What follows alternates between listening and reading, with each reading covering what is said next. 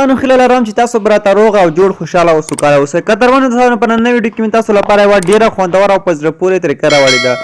دوستانو دغه طریقه داسې ده چې موږ څنګه کولی شو د واتساپ ډیلیټ شوي میسیجان بیرته واپس کړو او وګورو. دوستانو نو بعضې ملګري دي چې هغوی ته میسیج وشي، هغوی ته دلته لیکي دوستانو چې this message was delete، یعنې دغه میسیج چې دی ډیلیټ شوی دی او پاک شوی دی. څنګه کولی شو چې دغه میسیجان موږ په خپل موبایل کې وګورو؟ نو د دې لپاره به دوستانو تاسو پلی سټور ته راشئ. له پلی سټور څخه به یو اپلیکیشن دوستانو تاسو به هغه اپلیکیشن را انسټال کړئ. زه تاسو دوستانو دغه اپلیکیشن ښایم. تاسو به دوستانو په د پلی سټور کې WAWR ولیکئ او دغه دوستانو دغه واور اپلیکیشن چې دغه واور اپلیکیشن به را انسټال کړئ، بیا به په خپل موبایل کې اوپن کړئ. زه دوستانو راځم دغه په موبایل کې د خلاصوم. دلته به راشئ په لاندې ایکسپټ بټن باندې به کلیک واخلئ، هرشئ دغه غشي نشان باندې به کلیک واخلئ او بیا به دوستانو دغه غشي نشان باندې تاسو کلیک واخلئ او بیا به راشئ دغه غشی به کلیک کړئ. اوس دوستانو دلته موږ ته وایي تاسو د څه شي میسیجونه واپس کوئ، واتساپ کوئ، میسنجر کوئ، د انسټاګرام کوئ، فیسبوک کوئ، ټلیګرام کوئ، واتساپ بزنس کوئ، هر څه چې تاسو دوستانو په موبایل کې پاره د هر څه شي میسیجونه تاسو واپس کولی شئ.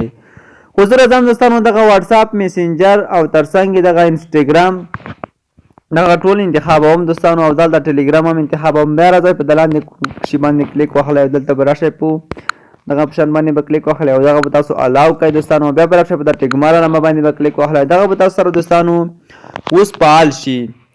نو دوستانو اوس څنګه موږ په دې کې میسیجونه داسې معلومولی شو. زه دوستانو اوس راځم مثلا دغه بزنس څخه دغه واتساپ ته یو میسیج لیږم، دغه بل واتساپ ته دوستانو دغه میسیج ما اوس ولیږو او زه راځم بیا دغه واتساپ را خلاصوم.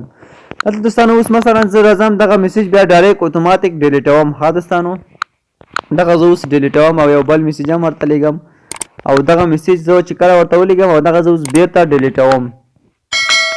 دغه دوستانو ما اوس بیرته ډیلیټ کړی. اوس راځم دغه واتساپ ته، دلته ماته دغه میسیجونه چې دي هغه ټول ډیلیټ شوي دي، اوس نه ښکاري دوستانو. نو دغه څنګه موږ معلومولی شو؟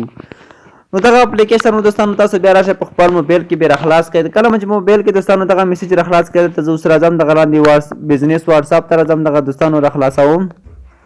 دوستانو کله چې واور اپلیکیشن راخلاص کړئ، تاسو دلته اوس کتلی شئ دلته ماته هغه میسیج راکړی دی چې ما کوم ډیلیټ کړی دی دوستانو. نو چې تاسو راشئ میسیج دوستانو ورته وکړئ او په اتومات ډول یې ډیلیټ کړئ، نو تاسو ته هغه میسیج چې کوم دی دوستانو بیا هلته ښایي، هلته تاسو ته دغه میسیج ښایي چې دغه میسیج چې دی دغه ډیلیټ شوی دی او